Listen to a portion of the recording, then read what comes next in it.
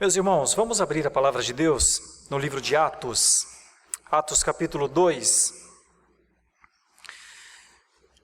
Na sequência, Atos capítulo 2, dos versículos 1 para frente. Nós estamos pregando vários temas em sequência.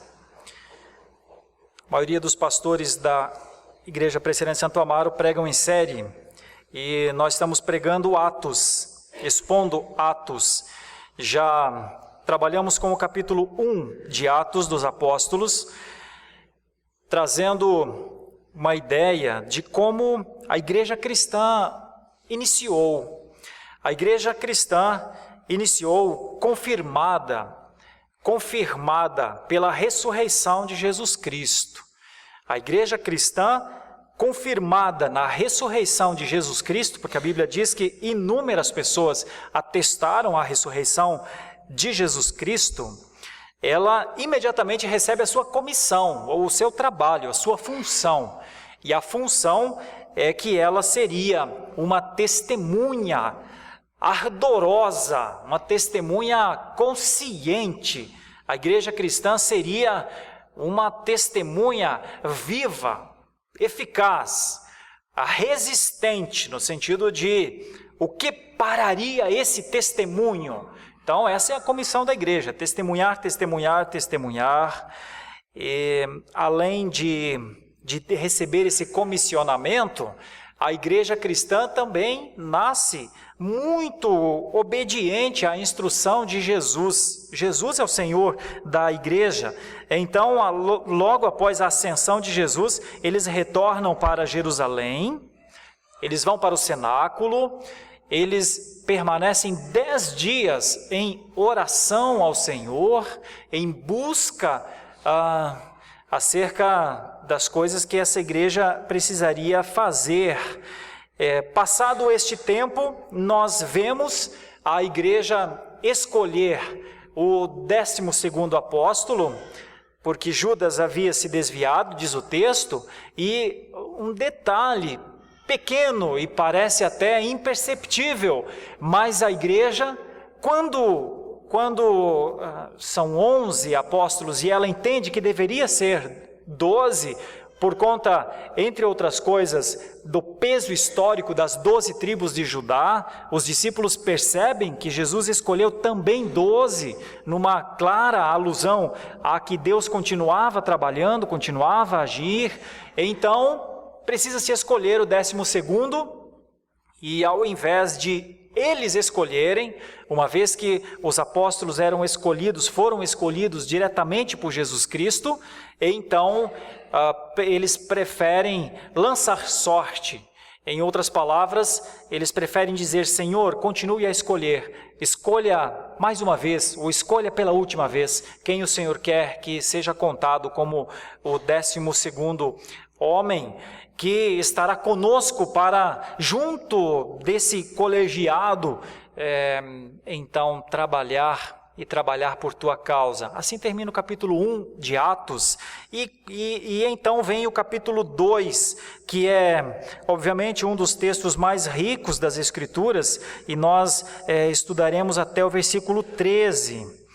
E aqui, certamente, quando você abrir o texto em Atos 2, você vai perceber que esse é um texto extremamente debatido por inúmeras correntes.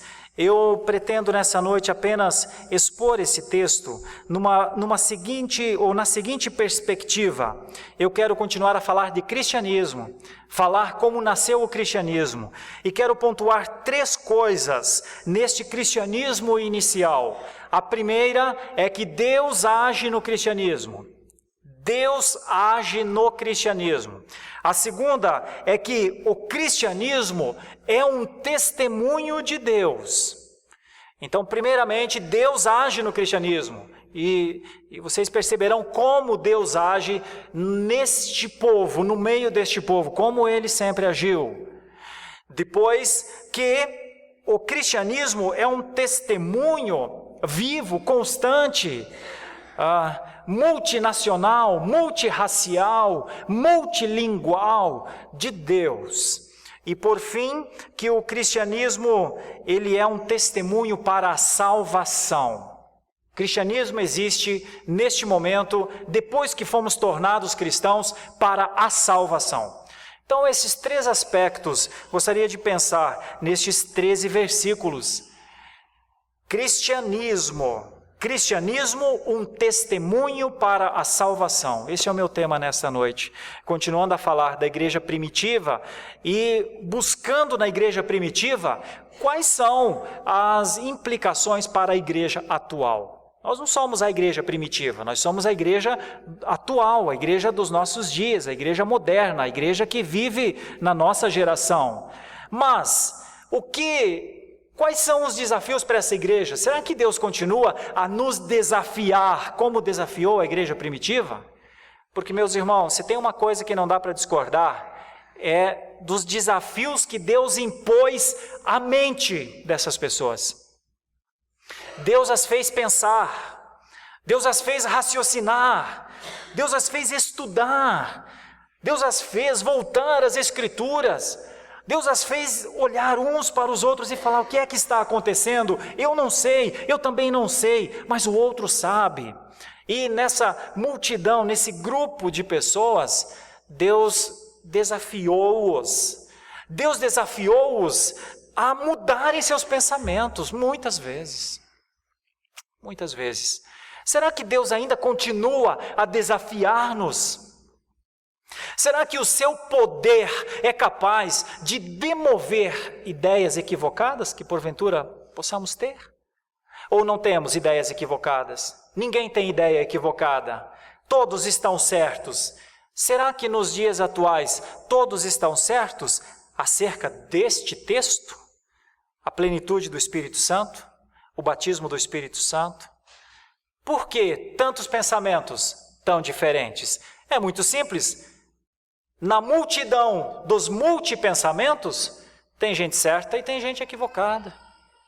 Tem gente certa e tem gente errada. Tem gente certa e tem gente não certa. Com toda a certeza, todos não estão certos e com toda a certeza, todos não estão errados acerca das implicações do batismo do Espírito Santo. Pastor, cada um é cada um pensa do seu jeito? Não. Existe uma verdade. Existe um texto e existe uma verdade. Não podem existir 2 verdades no mesmo texto. E aí? Como é que se sai? Como é que se passa? Como é que se compreende? Como é que se cresce? Como é que se evolui a partir de um texto tão controverso que, eu respeito isso, muitíssimas pessoas morrerão nos seus equívocos. Elas dirão para si mesmas: a Bíblia diz isso, a Bíblia diz que é desse jeito, mas eu acredito que seja de outro. Nada a fazer. Mas aqueles ou aquelas, ou eu imagino, instituições que queiram entender como é que o Espírito Santo agiu, o texto diz. O que o texto diz? Acerca do Espírito de Deus, daquelas pessoas e da reação ao Espírito de Deus. O texto diz. E se eu acrescentar alguma coisa do que o texto diz, deve ser cortado de todas as nossas mentes. Porque ou é o que a Escritura fala, ou é o que os homens falam. E a última coisa que nós gostaríamos, numa passagem mas tão nevrálgica das Escrituras, é que tivesse aqui uma opinião de homens. Que seja o que a Escritura diz e que seja o que o Espírito Santo quiser nos falar. Então eu lerei os primeiros 4 versículos, depois lerei dos versículos 5 até o versículo 11, e depois lerei os versículos 12 e o versículo 13.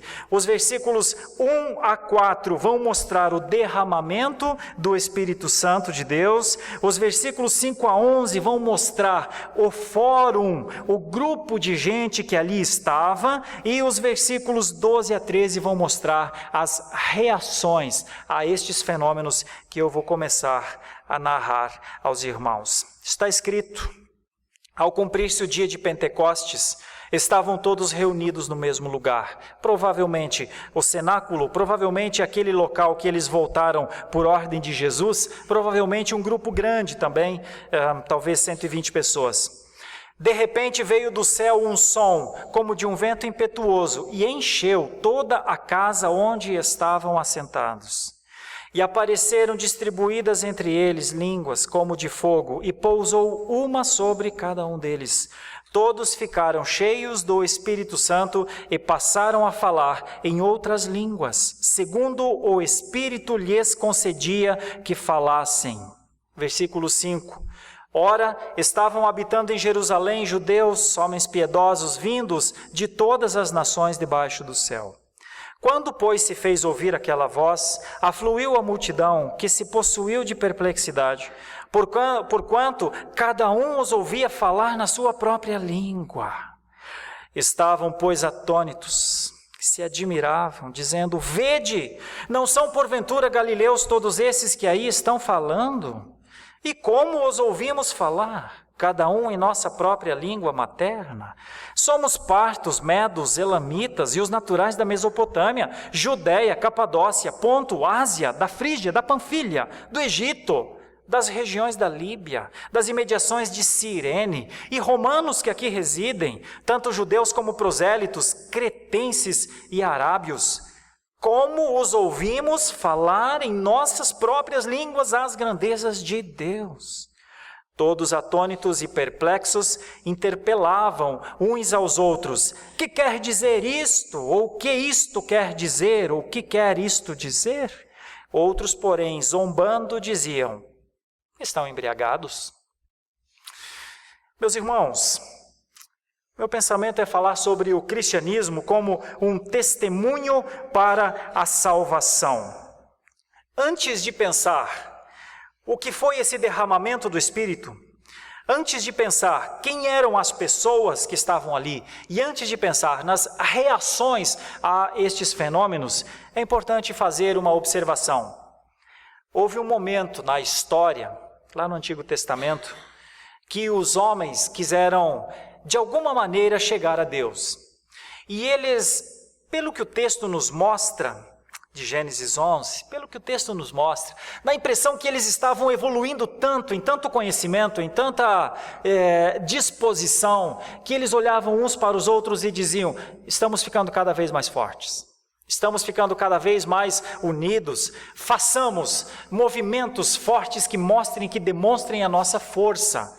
E eles então têm a ideia de levantar uma torre e eles dizem: façamos isso para que o nosso nome seja conhecido. Façamos isso para que a nossa força seja reconhecida. Façamos isso para que nos respeitem. Façamos isso uma torre que chegue aos céus, uma torre sem fim, uma torre que as pessoas olharão e dirão: aonde está o fim dessa torre? Não dá para ver de tão alta, que poderoso é este povo que fez isso. E a Bíblia diz que Deus não gostou nada disso. E que então Deus confundiu aquele povo, fazendo com que eles tivessem suas línguas confundidas. E é a famosa passagem da Torre de Babel, quando cada um saiu sem entender o outro. E então Deus suprimiu deles um tipo de comunicação. E eles andaram cada um nas suas línguas, cada um formando o seu povo, e assim isso aconteceu. Meus irmãos, foi uma ação dura de Deus a confusão das línguas em Babel. Foi uma dificuldade que Deus impôs ao povo, foi uma pena que Deus impôs ao povo. E para o povo que estava aqui embaixo, o que Deus fez foi uma espécie de maldição. O coração era mau e Deus retribuiu a maldade dos seus corações, a soberba dos seus corações, com uma dura pena. Esse povo não se entendia mais. Bom, isso foi lá em Babel. Só que de repente acontece um fato novo aqui. E este fato parece ser o inverso do que foi Babel. Babel, os homens orgulhosamente queriam subir ao céu. Deus disse: não quero. Aqui em Atos, a impressão que nós temos é que os homens não estão com aquela soberba lá de Babel, mas tem um outro fato: Deus desce dos céus. Então não é o homem indo ao encontro de Deus. Parece-nos que quando o homem quer ir ao encontro de Deus, Deus diz: por que você faz isso se você não consegue, se você não chegará? Só tem um jeito de Deus e o homem se encontrarem, é quando Deus vem ao homem. Quando o homem tenta ir ao encontro de Deus, ele não tem condições de transpor o abismo. Deus é Deus sobre abismos. E é nessa perspectiva que parece, Deus vem ao encontro do homem. O homem permanece pecador, tão pecador quanto foram os homens de Babel. Mas Deus faz a ponte de lá para cá. E quando Deus chega de lá para cá, onde as línguas estão confusas, com as nações, com todas as ideias, com todos os pensamentos e com toda a grafia de cada uma delas, nações espalhadas com línguas próprias. Aqui nós, pelo menos, dá para fazer essa observação. O Espírito Santo de Deus padroniza o entendimento. O Espírito Santo de Deus padroniza dessa forma. As nações são unificadas. A língua é compreendida. E nós veremos isso pelo texto. Então, se Babel é o orgulho que sobe da terra, Jerusalém, neste momento, é a humildade que desce do céu. É muito diferente, mas é necessário. Vocês perceberão quando nós lermos melhor estes textos. É por isso, irmãos, que eu quero começar a pensar algumas coisas com os irmãos. O que é o grande desafio que Deus impõe ao cristianismo? O grande desafio que Deus impõe ao cristianismo é que haja muitas igrejas. O que significam as muitas igrejas? O que é uma igreja em si? Deixa eu lhes dizer algumas coisas rapidamente. É possível que haja igrejas que não preguem a Cristo. É possível. É possível que haja igrejas que interpretem erroneamente a Cristo. É possível. É possível que haja movimentos religiosos que, mesmo que a Escritura diga, não terás outros deuses diante de mim, elas tenham outros deuses diante dela. E são igrejas. É possível que as Escrituras digam, olha, cuidado com o matrimônio, cuidado com o casamento, é uma instituição, a família é uma instituição que eu crio. E é possível que igrejas, ao invés de defender os princípios monogâmicos do lar, aceitem os princípios polígamos. É possível que igrejas, ao invés de não tomar o santo nome do Senhor Deus em vão, o tomem com uma facilidade, como se ele fosse um qualquer, e são igrejas.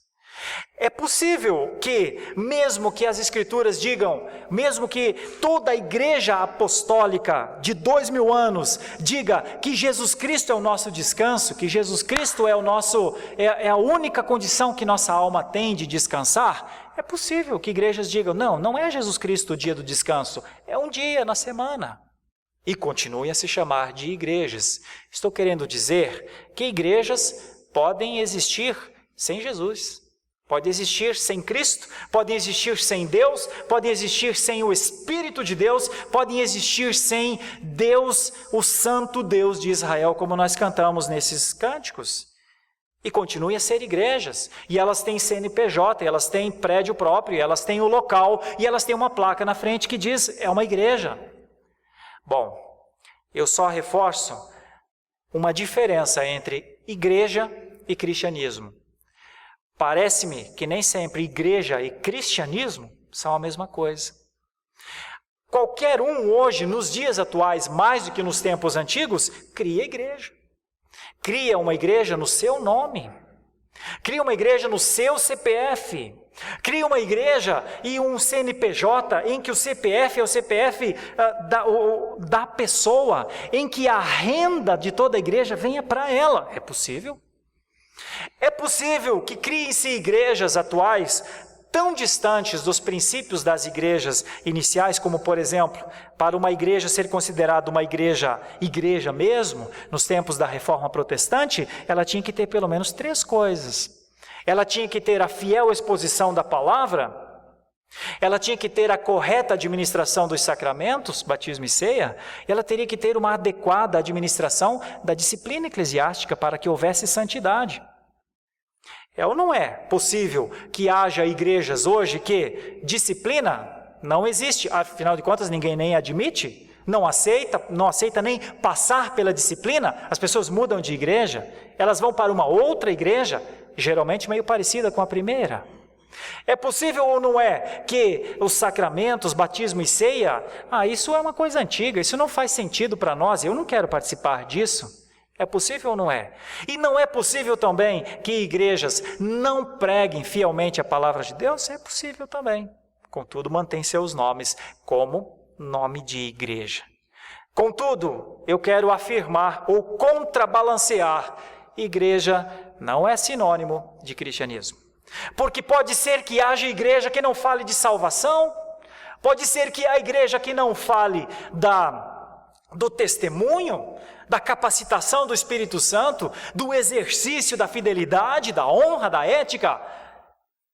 Pode ser que sim. E elas permanecem com o nome igreja. Mas o cristianismo não pode. O cristianismo não pode ficar sem falar de salvação. O cristianismo não pode ficar sem falar de testemunho. O cristianismo não pode ficar sem falar do poder de Deus. Mas para que é o poder de Deus? Para nos atender? Não, o cristianismo não fala isso. O cristianismo fala de um poder de Deus, um poder livre de Deus. Um poder que Deus age de acordo com a sua vontade, não a minha. Isso é cristianismo. Quantas igrejas vocês conhecem que se enquadram dentro de um cristianismo em que a oração respeita, mas eu estou falando respeita mesmo a vontade de Deus? Quantas nos dias atuais? Quantas igrejas nós conhecemos que o testemunho da glória de Deus é a meta dos membros? Quantas? E quantas igrejas nós conhecemos que correm, trabalham e se fatigam mesmo na obra da salvação? Quantas? Poucas, claro, porque nos dias atuais, igreja parece estar muito diferente e muito distante do cristianismo. Eu quero lhes falar do cristianismo. Quero lhes falar do cristianismo de Atos 2. O cristianismo que Atos 2 parece mostrar. E o cristianismo que Atos 2 parece mostrar não é um cristianismo que o homem controla. Igrejas, os pastores controlam. Bom, os pastores controlam porque acham que controlam. Mas na verdade, antes dos pastores controlarem as igrejas, os membros a controlam.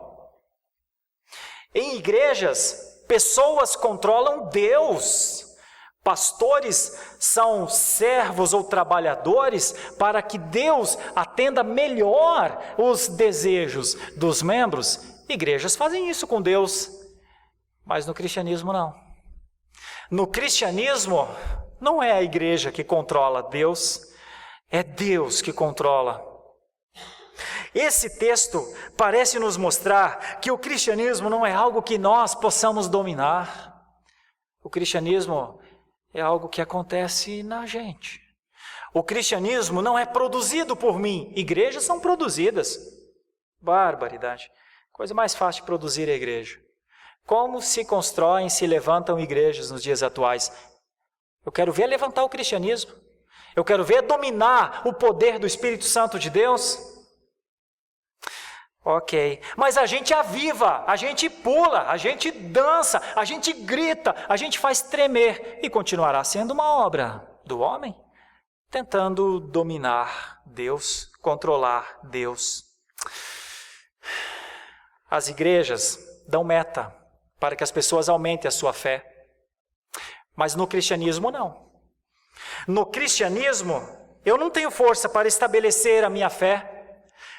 Nas igrejas, as pessoas dizem, evolua no seu raciocínio e você chegará à condição de entender quem é Deus. No cristianismo, não. No cristianismo, o Deus se mostra, ou a gente fica no escuro. A minha pergunta nessa breve introdução é: o que nós conhecemos mais? Igrejas ou o cristianismo?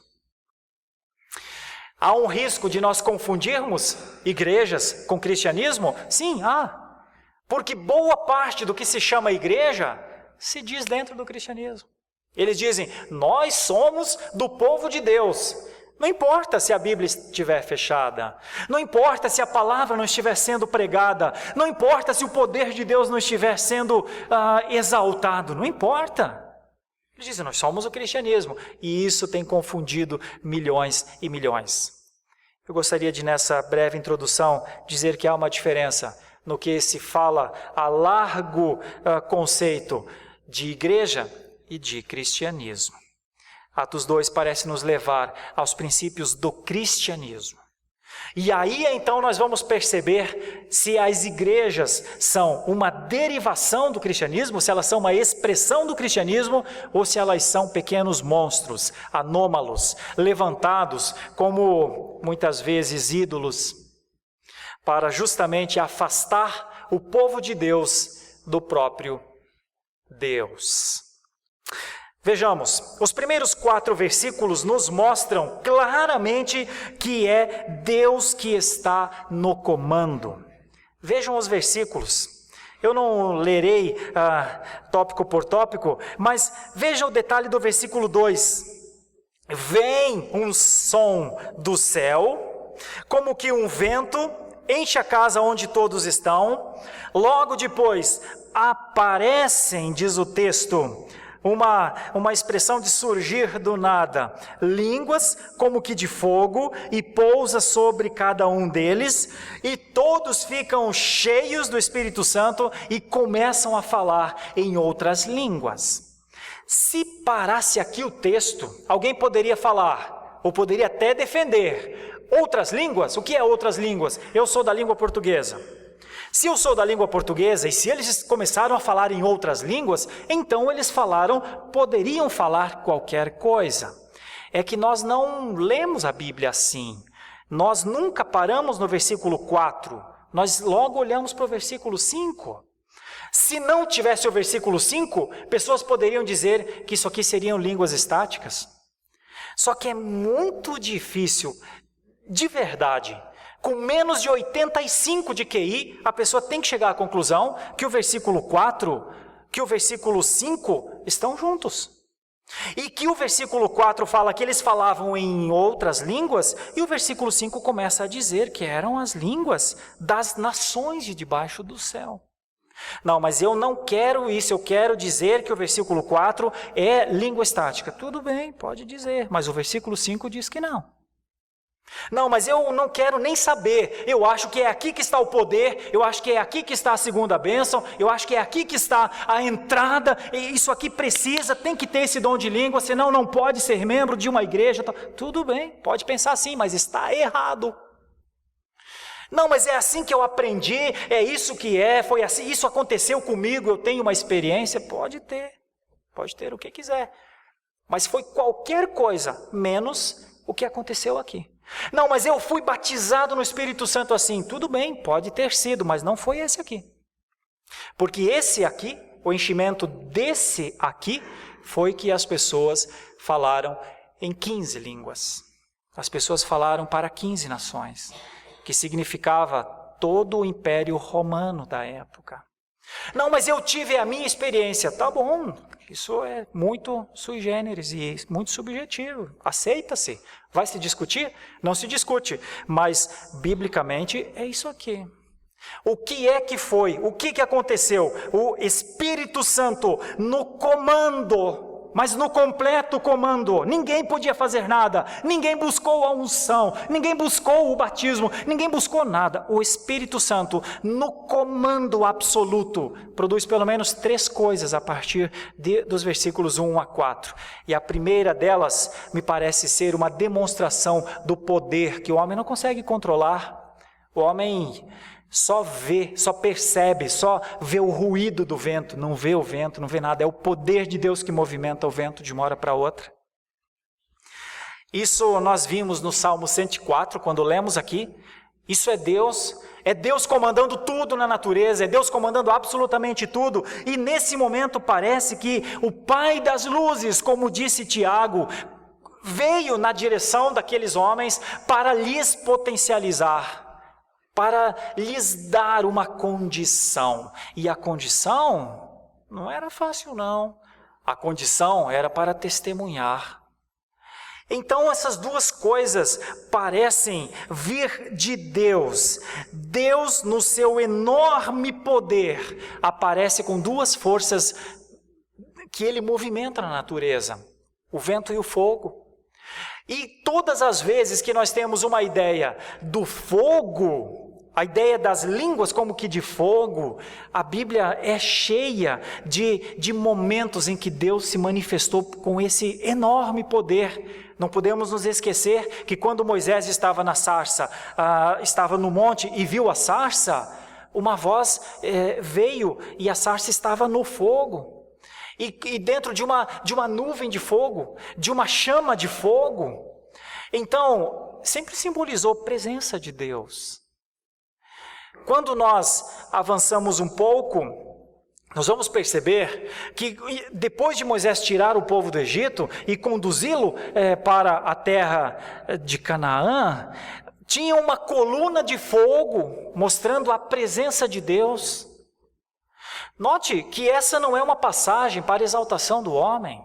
Essa não é uma passagem para dizer que um homem é mais santo, mais crente, menos crente.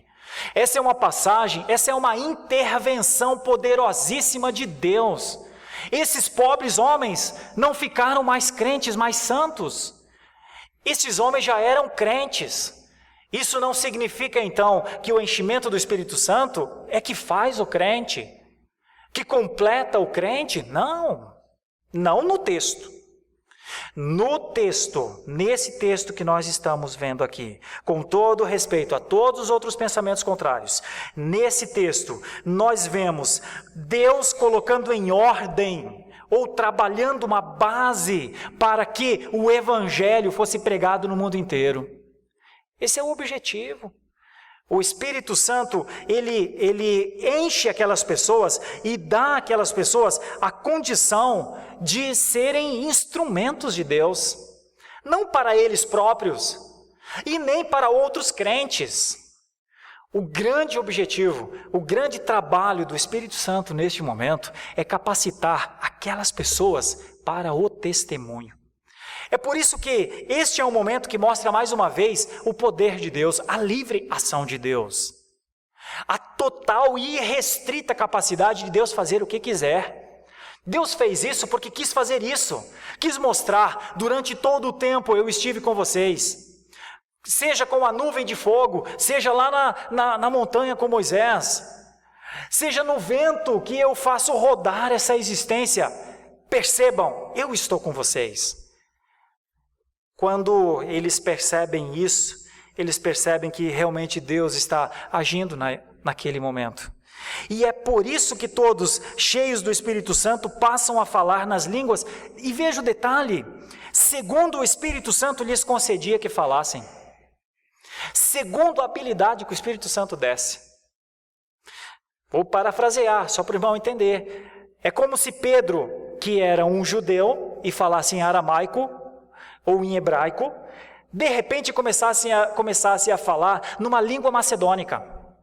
E ele começasse a falar, mas no momento que Deus quisesse que ele parasse, o Espírito faz parar. Isso é o controle absoluto do Espírito Santo de Deus. Então, no cristianismo, meus irmãos, é Deus quem age. Nas igrejas, são os homens. Eles fazem o que eles querem com o Espírito Santo de Deus. Eles dizem o que eles querem dizer acerca da plenitude, do enchimento, da chegada, ou do que se fala de maneira muito comum, o batismo do Espírito Santo. Cada um interpreta o que quiser. Nas igrejas, o homem domina o Espírito Santo. O homem o obriga. O pastor diz que a pessoa tem que ser batizada no Espírito Santo. As igrejas fazem isso com total liberdade. Meus irmãos, deixe-as fazerem isso. Façam o quanto quiser. Igreja pode fazer. Igreja pode mandar, desmandar. O cristianismo não pode. As igrejas que nasceram nessa semana, que tem 3 dias, tem apóstolo de 20 anos, 21 anos, que se converteu a 1, a 2. Igrejas podem fazer isso. O cristianismo não. As igrejas podem dizer, bom, Atos 2 mostra realmente que o Espírito tem o poder e ele é indomável. Gente, que poder é esse que faz essas coisas? Mas eu não aceito isso. Eu não aceito. Esse versículo não faz sentido. Eu prefiro outros versículos bem mais fortes do que esse daqui para dizer que sim, a palavra tem poder. Igrejas podem fazer isso. O cristianismo não. O cristianismo não. O cristianismo é comandado por Deus. As igrejas têm liberdade para comandar ou pensar que possam comandar da forma como quiserem. Haja vista o vasto número de igrejas nos dias atuais que literalmente, trazem para si a honra das vitórias. Homens dizem, nesse ministério acontece milagre. Nesse ministério, pessoas saem da pobreza. Nesse ministério, que Deus confirmou pela minha pessoa, há sucesso e vitória. Faça prova. Igrejas podem fazer isso à vontade, são livres. O governo não tem poder nenhum para colocar os estelionatários na cadeia. A justiça ainda não tem as ferramentas para salvar ou livrar um povo de enganos, infelizmente. Igrejas podem fazer o que quiserem, meus irmãos. Igrejas são livres. Não há lei contra a igreja.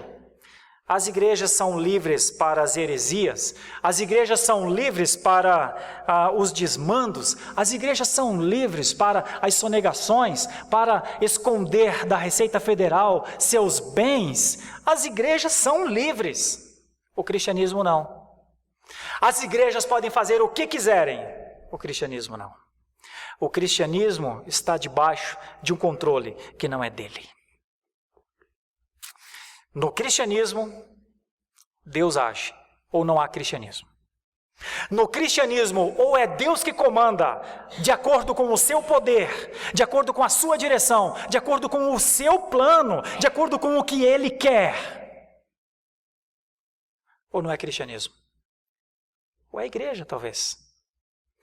Eu quero lentamente lhes ajudar a compreender nessa noite que há muitas igrejas que não são cristãs.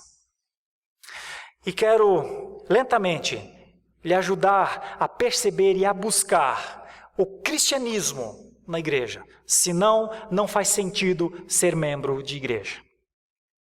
Se a igreja não representar o cristianismo onde Deus é Deus, não faz sentido ser membro dela. A não ser que eu confunda e que eu ache que cristianismo e igreja sejam exatamente a mesma coisa. Que eu estou tentando dissociar nessa noite.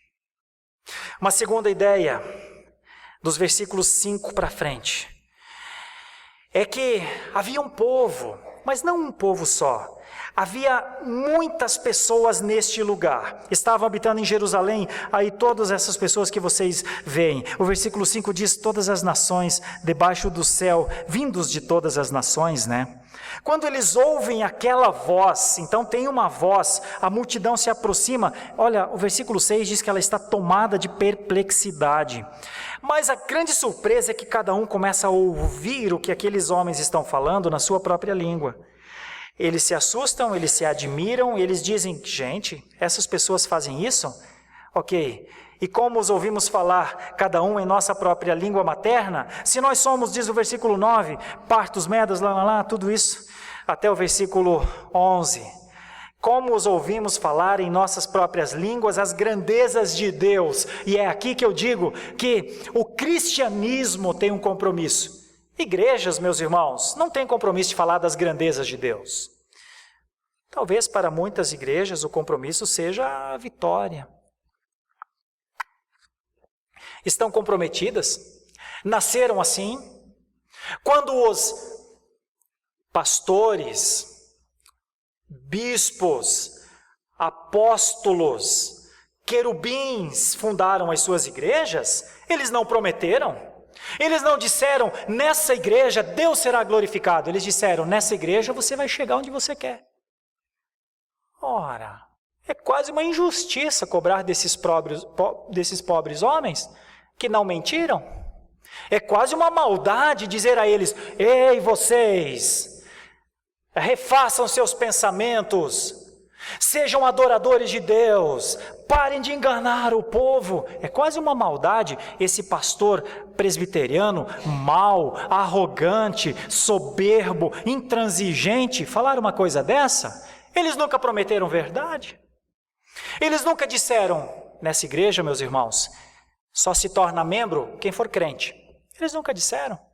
Eles nunca disseram, tem uma classe catecúmenos aqui, e o conselho ao final, conselho? Que conselho? Eles não têm conselho. Então eles não prometeram nada, não prometeram nada para ninguém. Veja que coisa, por isso é até difícil falar contra a dissimulação dentro da fé. Eles poderiam facilmente contra-argumentar, pastor presbiteriano, fechado, arcaico, antigo, que não contempla os grandes poderes de Deus. Como você pode falar uma coisa dessa? Eu nunca prometi nada a eles. Que dias difíceis os nossos. Que dias terríveis os nossos, em que nós temos de dizer, à luz das Escrituras, que de dentro do nosso, ou daquilo que deveria ser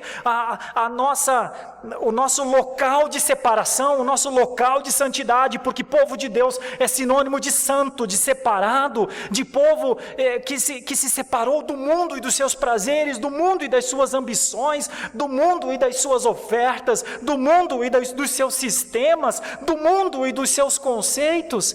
Quão difícil é ter de dizer, tem gente não tão santa entre nós, tem gente não tão crente entre nós. Que difícil é dizer a esse mundo que precisa ouvir de Deus, precisa ouvir da sua salvação, precisa ouvir do amor de Deus, que Deus enviou o seu Filho para que todo aquele que nele creia. Que difícil é dizer, olha, mas eu tenho que dizer a você, mundo, tem gente daqui que não está pregando essa salvação. Tem gente daqui, de dentro desse ambiente que era para ser o ambiente da santidade, que está comprometido com o mamon. Como é difícil. Aí o mundo lá de fora diz assim, credo, a igreja não se entende. Em quem vou acreditar? Vou acreditar no pastor que diz, vai, a vitória é certa, você consegue, você tem poder, deixa aparecer o melhor que há dentro de você? Ou eu vou acreditar no pastor que diz, você não tem poder nenhum, você é depravado, você depende da graça de Deus, você não tem força e capacidade em ti para adorar a Deus. Em quem o mundo vai acreditar? Notem como é difícil este momento. À luz das Escrituras, eu quero lhes dizer uma coisa. O cristianismo é um testemunho de pureza. Estes homens aqui se levantaram para falar das grandezas de Deus. Há uma Babel, há um povo de muitas línguas, há um povo orgulhoso, há um povo que vivia atrás da sua própria vitória, conquista, esperança. Estes homens se levantaram num pequeno número, é um número de menos de 100 pessoas ou um pouquinho mais de 100 pessoas, contra uma cidade inteira, não contra uma cidade inteira, contra 15 nações, não só contra 15 nações, mas contra o mundo representado em Jerusalém neste momento. Isso é separação, isso é santidade, isso é falar de um Deus que eles creram. Então o dom das línguas neste momento é só um instrumento, é só um canal. Não é sinônimo de mais santidade, não é sinônimo de diferença, não é sinônimo de agora sou crente. Não, gente, pelo amor de Deus, os apóstolos são os mesmos de antes. Acontece que neste momento, o que eles estão falando é de um Deus imenso, de um Deus grande. Neste momento eles estão falando de um Deus ilimitado. Neste momento não são eles, enquanto a multidão está olhando dizendo: gente, eles estão falando na nossa língua, que estranho, né? Eles são galileus. Você pode ter certeza do que eu vou lhe dizer. Certamente muitos deles interromperam os pensamentos das pessoas, como que dizendo: parem de pensar nisso, não pensem em que nós somos galileus, não tem nada a ver isso não tem significado nenhum. O que nós queremos lhes dizer é que Deus existe, o que nós queremos lhes dizer é que Jesus Cristo ressurgiu, o que nós estamos querendo dizer é que Ele ascendeu aos céus, o que nós estamos querendo lhes dizer, ó partos, ó elamitas, ó medos, ó mesopotâmicos, é que se vocês aceitarem esse Cristo como Salvador, no dia da vinda vocês serão salvos. E o povo continuava a dizer: meu Deus, mas eles são pescadores, como é que eles falam numa língua cretense? Não pense, ó cretense, nisso. Não olhe para o meio, olhe para o objetivo. Você tem que ser salvo, cretense. Você percebe como o dom de línguas perde importância? O dom é um mecanismo só. É uma ferramenta que Deus deu àqueles homens para que as suas grandezas fossem conhecidas no mundo. É a partir daqui que nós temos a clara ideia de uma igreja que não é mais judaica, é uma igreja multinacional, para todas as línguas, para todas as raças. Irmãos, o cristianismo não é só poder de Deus. O cristianismo começa com o poder de Deus, vento, fogo, mas logo a seguir vem a propagação. As três coisas fundamentais do cristianismo: poder, pureza e propagação. O cristianismo tem poder porque Deus age nele. O cristianismo tem a pureza porque Deus julga as suas ações. O cristianismo tem a propagação porque os cristãos se levantam com a voz e pregam. Irmãos, o cristianismo nasce dotado de uma beleza, nasce dotado de uma capacidade, nasce dotado de um foco, nasce dotado com as condições de alcançar o mundo. O cristianismo agora é para o mundo. Que coisa linda!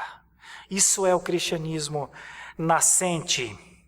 Por isso, meus irmãos, a reunião é o fórum para uma posição pessoal. Aqueles homens se decidem, aqueles homens demonstram ali a sua fé, a sua pureza, aqueles homens defendem ali que eles creem verdadeiramente em Deus. Afinal de contas, foi para isso que eles começaram a falar nas línguas de todas aquelas pessoas. E eles falavam das grandezas de Deus. Meus irmãos, o que nós podemos dizer de grandeza de Deus? Imagine o que Paulo disse um dia à igreja de Éfeso: porque nós éramos mortos nos nossos delitos e pecados, só que Deus nos transportou do império das trevas para o reino do Filho do seu amor. Isso é manifestar a grandeza de Deus. Imagine você, quando Paulo estava trabalhando com os filipenses e falando lá na igreja de Filipos acerca da vida cristã, acerca da fé, quando eles são perseguidos, quando eles são presos, quando eles são açoitados e quando ele é solto daquela prisão. A Bíblia diz que naquele momento eles estavam cantando louvores a Deus lá dentro daquela prisão. Isso é falar das grandezas de Deus. Sabe, irmãos, foi para essas coisas que esses homens foram capacitados, para falar que Deus é Deus, para falar que Deus continua em ação, para falar que Deus está dando a condição de as pessoas o conhecerem. Sabem, enquanto se perdem em divagações acerca do que foi a descida do Espírito Santo de Deus, o Espírito Santo desceu para que o cristianismo, através daqueles pobres homens, fosse uma força mundial. Não foi para outra coisa. As igrejas podem mudar completamente o que foi o batismo do Espírito Santo. As igrejas podem mudar completamente o que elas entendem por ser o batismo do Espírito Santo. As igrejas podem limitar aumentar, multiplicar as coisas que estavam aqui. As igrejas podem dizer que não foram línguas de fogo, foram tochas. As igrejas podem dizer que as línguas não eram nas pessoas, a língua era o fogo daqueles que estavam ali. As igrejas podem fazer tudo isso. O cristianismo não. As igrejas podem reinventar o batismo do Espírito Santo, o enchimento do Espírito Santo. As igrejas podem, não só podem, como fazem. O cristianismo não. O cristianismo tem que reconhecer a ação de Deus em Atos 2. O cristianismo precisa reconhecer que ele é um testemunho de pureza, de separação, porque foi assim que os nossos primeiros irmãos viveram. A primeira coisa, logo depois da plenitude do Espírito Santo de Deus, do enchimento do Espírito Santo de Deus, foi que ninguém parava aqueles homens de falar do quanto Deus era grande, do quanto Deus era imenso, do quanto Deus era perfeito, do quanto Deus deveria ser conhecido, do quanto Deus mudaria a vida do mundo inteiro. Foi isso que aconteceu. Mas o cristianismo não é só poder, pureza, proclamação. O cristianismo é um testemunho para a salvação. A proclamação está dentro. Por quê? Por que então eles foram capacitados a falar em todas aquelas línguas? Ora, por que se não para alcançar os que estavam distantes de Jerusalém?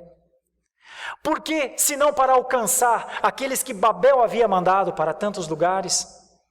Por que se não para dizer a eles a salvação possível? Por quê? Pois aqui está, o cristianismo é um testemunho para a salvação. Na verdade, o mundo é o alvo do cristianismo agora. Para a igreja, nem sempre o mundo é o alvo. Para a igreja, nem sempre o mundo é o campo de trabalho para que haja mais crentes, para que haja mais gente que Deus esteja alcançando. Para a igreja, nem sempre o mundo é o reino de Deus sendo expandido na terra. Nem sempre, talvez raramente, mas para o cristianismo é. Por isso, talvez haja uma necessidade de fazermos uma análise muito crítica e muito objetiva acerca da possível diferença entre multi-igrejas e um cristianismo só. Podem existir milhares de igrejas que pensem o que quiserem pensar. Elas podem fazer isso. Enquanto tiver povo que aceite, elas podem fazer. Nascerá igrejas das formas mais diferentes? Podem. Cristianismo não. Igrejas têm suas formas. Cristianismo tem sempre uma forma só. Nas igrejas, quem tem poder é o pastor. Ou é o líder, ou é o membro da igreja que tem poder, porque lhe é dito que ele tem poder. No cristianismo, não. No cristianismo, só Deus tem poder. Nas igrejas dos dias atuais, pode faltar o poder de Deus, a pureza, a santidade das pessoas, e pode faltar a proclamação verdadeira do Evangelho. Pode sim, tanto pode como falta. No cristianismo, não.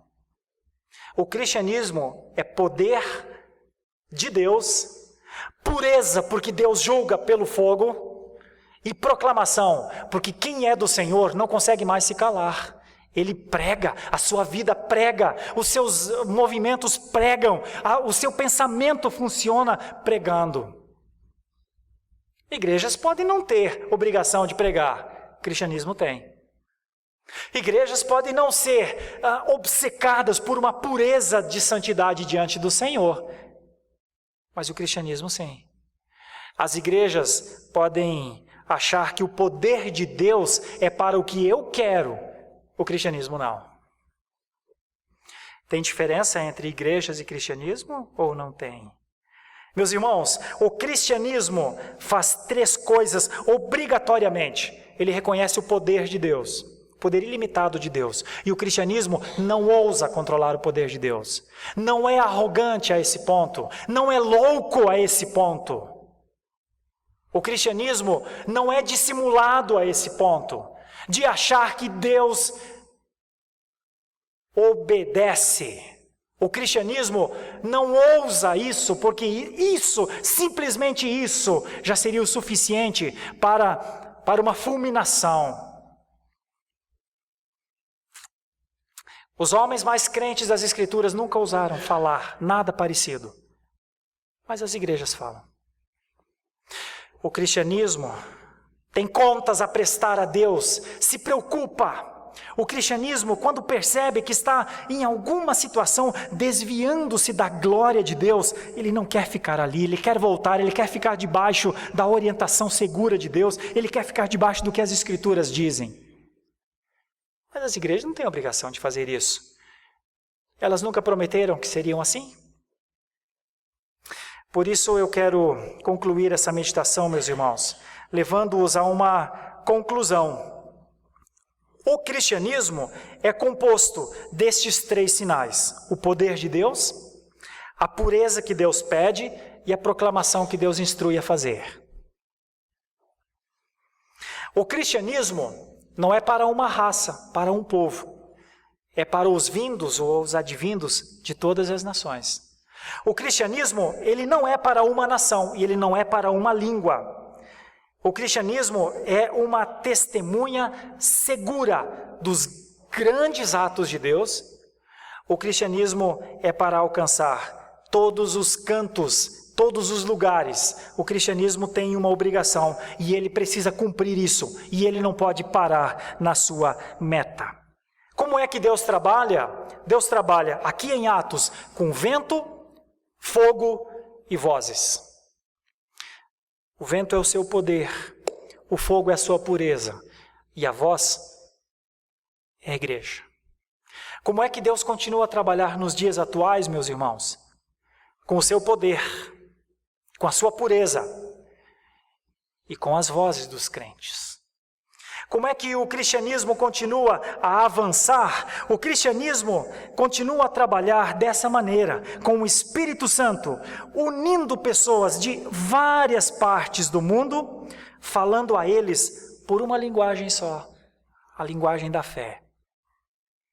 Como é que o cristianismo trabalha? O cristianismo trabalha assim: Deus, pelo seu poder, com o Espírito Santo, anulando a confusão de Babel. Isso é o cristianismo. Como é que o cristianismo trabalha? O cristianismo anuncia as boas novas de salvação que vão para além das barreiras das línguas. Isso é o cristianismo.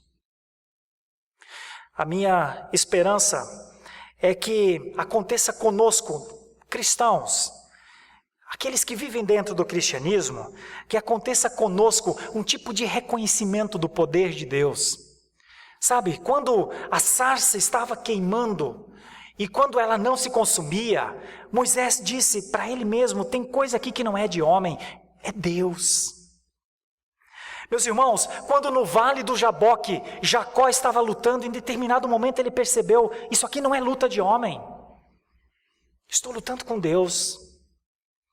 Meus irmãos, quando no Monte Carmelo, Elias, profeta sozinho, desafiando aqueles inúmeros profetas de Baal, quando ele disse a eles: façam o que vocês quiserem, movimentem o Deus de vocês, falem com o Deus de vocês, e eles não conseguiram fazer absolutamente nada, ele confiou unicamente no Deus que ele conhecia, para que o seu Deus, o nosso Deus, agisse. Meus irmãos, nós estamos em 2016 depois de Cristo. Já houve um momento nas nossas vidas que nós pudemos perceber: Deus está aqui, Deus está na minha vida. Nós já pudemos, à luz de homens como estes, Moisés, Davi e tantos outros que viveram nesses tempos, Abraão, Isaac, Jacó, Elias, Josué, todos esses homens sempre reconheceram a ação de Deus, que eles tinham de testemunhar de Deus e que eles anunciavam redenção a partir de Deus. Nós não somos nem Abraão, nem Isaac, nem Jacó, nem Moisés, nem Josué, nem Davi, nem Elias, mas Deus continua sendo Deus. Será que fechou o número de pessoas a quem Deus quer se relacionar? Porque parece que em muitas igrejas dos dias atuais, é isso que acontece. Parece que em muitos movimentos religiosos nos dias atuais, pessoas dizem com quem Deus quer se relacionar. Pessoas analisam as ações de Deus, restringem as ações de Deus, conduzem as ações de Deus, e lá no final, quando vão dar glória a Deus, é pelo que elas receberam. Igrejas podem fazer isso, são livres para fazer isso e para fazerem muito pior do que isso se quiserem, mas o cristianismo não. No cristianismo, o centro continua sendo Deus. No cristianismo, a pedra de toque, a voz de marcha, ainda é a pureza, ainda é a santificação. E no cristianismo, entre ficar calado e falar, a ordem é falar. Igrejas não têm esse compromisso, não precisam ter, mas o cristianismo tem. Por isso eu quero concluir levando a um momento de reflexão. Você é um membro de igreja ou você é um salvo no cristianismo? Porque talvez haja diferença. Você gosta da igreja ou você é consciente das responsabilidades do cristianismo? Porque talvez haja diferença. Você está satisfeito com ser parte de uma igreja visível ou o seu coração anseia pela certeza, pela convicção na alma que você faz parte da igreja invisível de todos os tempos? Sabe por quê, querido? Porque há diferença. Enfim, onde nós estamos, o que professamos, como vivemos.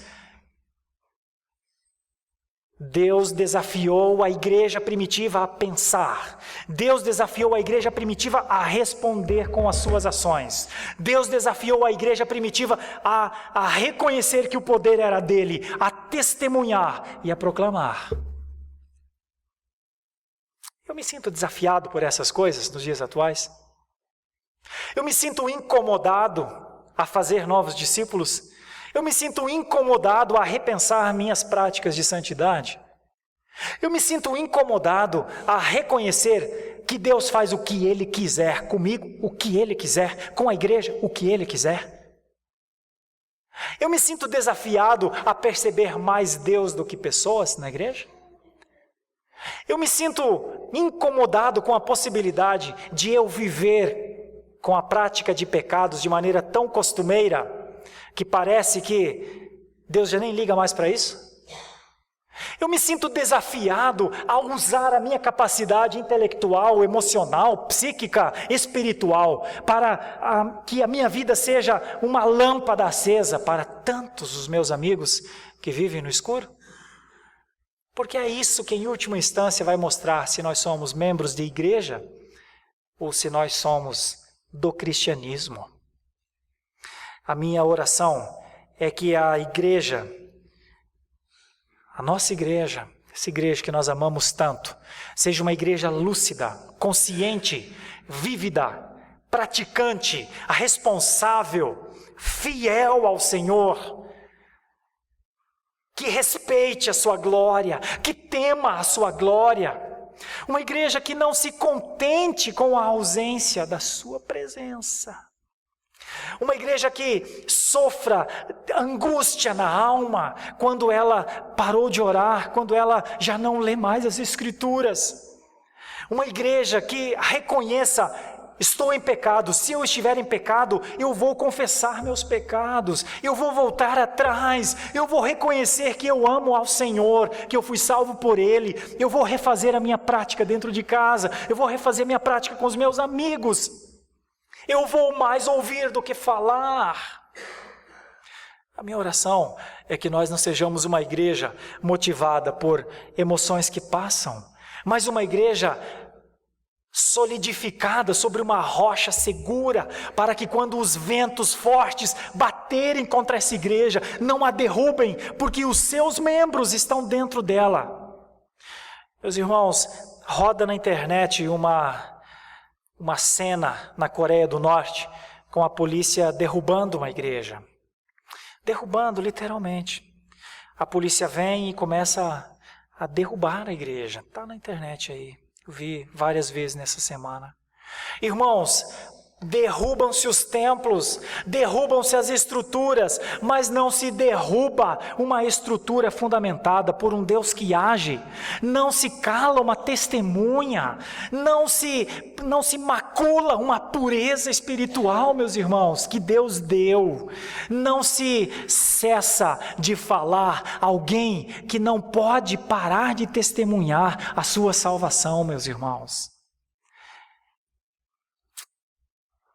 A minha esperança é que uma igreja como a nossa não seja uma igreja de palavras, seja uma igreja que Deus é o centro e que a sua glória queima nos nossos corações, a sua glória incomoda nossos estados de pecado, a sua glória purifica nossos pensamentos, que a sua glória seja uma luz sempre sobre nossas vidas, nem sempre tão iluminadas.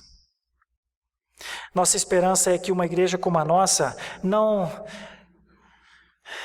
pare de pensar, pequei mais do que deveria pecar, preciso voltar atrás, preciso reconsiderar minhas ações, preciso rever essa prática costumeira que tenho. Isso, se a minha consciência já diz que é errado, imagine o Senhor. E meus irmãos, a última coisa, o cristianismo é um testemunho para a salvação. Sabe, se nós perdermos nossa capacidade de testemunhar, perde-se a capacidade de levar pessoas a Cristo. Eu sou pastor de uma igreja histórica, sou pastor de uma igreja reformada, pastor de uma igreja com um background como poucas têm, pastor de uma igreja, serviçal de uma igreja, de homens e de mulheres com capacidades enormes de manuseio da palavra de Deus para que haja salvação. Não é possível que as semanas venham e vão, e não haja um salvo, um alcançado a partir de nós. Irmãos, tem alguma coisa errada com isso, meus irmãos. E a minha preocupação é grande nesse sentido. E se tem alguma coisa errada com isso, é porque talvez o cristianismo não seja o de Atos 2. A vida que vivamos talvez não seja de Atos 2. Talvez Deus não seja o Deus que age na nossa vida, talvez a nossa pureza não seja a pureza, a separação, a proclamação que eles tiveram. Talvez, irmãos, sabe qual é a boa notícia? Deus é Deus, continua Deus, para dar um novo tempo, para dar uma nova esperança, para dar uma nova consciência, para fazer com que em algum momento da nossa vida nós estabeleçamos como um ponto de retorno, eu não posso continuar da forma como eu estou. Eu concluo assim. Só a reflexão e só a ação do Espírito Santo pode mudar nosso coração. Se o Espírito não fizer, nada fará. Fechemos nossos olhos por um instante. O que nós poderíamos falar com Deus? Quanto tempo essa palavra poderia ficar martelando na nossa cabeça? Se nós vivemos o cristianismo de Jesus ou se nós somos membros de uma igreja. Por quanto tempo essa palavra falada ao nosso coração nos levaria a concepções, a um entendimento de que nós fomos chamados para sermos sal e luz. Poderoso Deus, eu quero orar assim.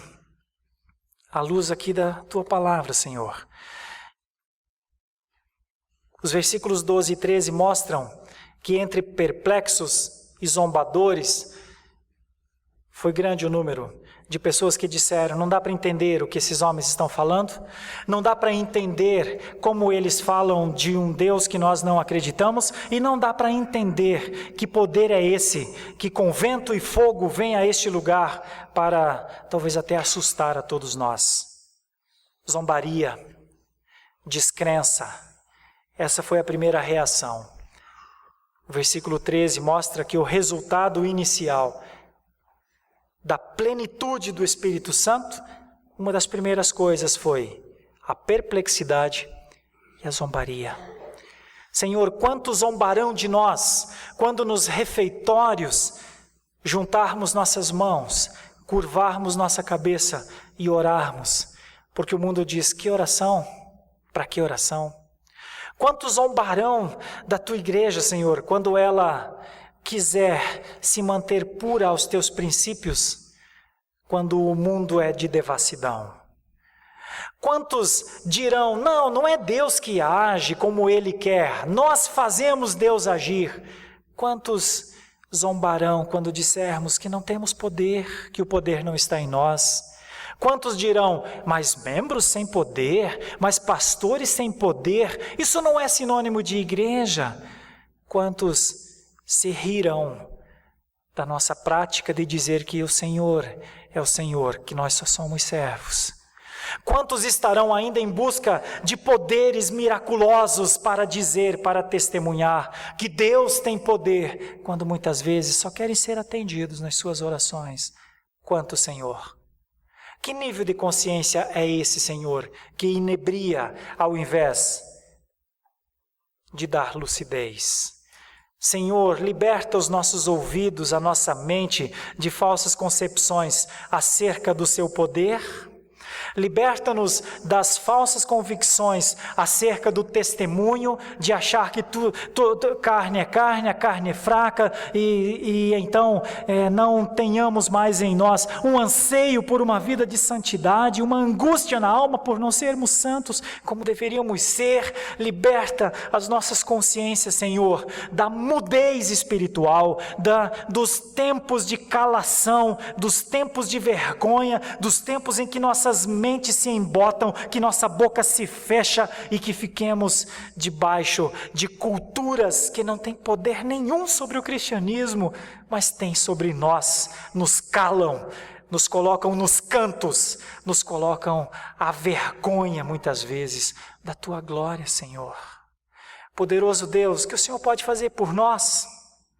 O quanto o Senhor pode nos encher, não para que demos testemunhos a nós mesmos, porque nós não precisamos disso, não vivemos disso, não é nossa missão. A nossa primeira missão é testemunhar da tua glória àqueles que não te conhecem ainda.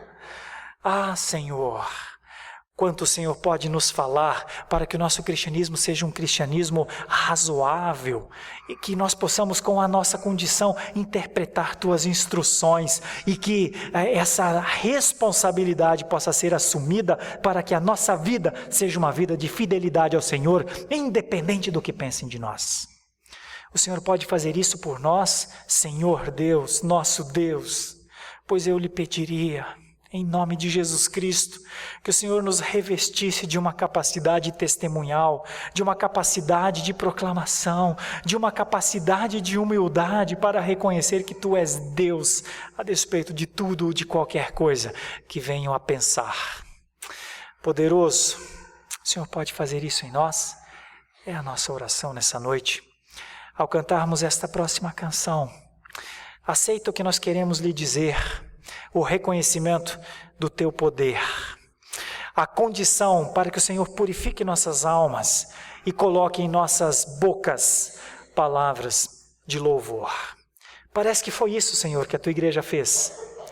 Faz com que nós possamos voltar ao início e fazer de novo. Oramos em nome de Jesus. Amém.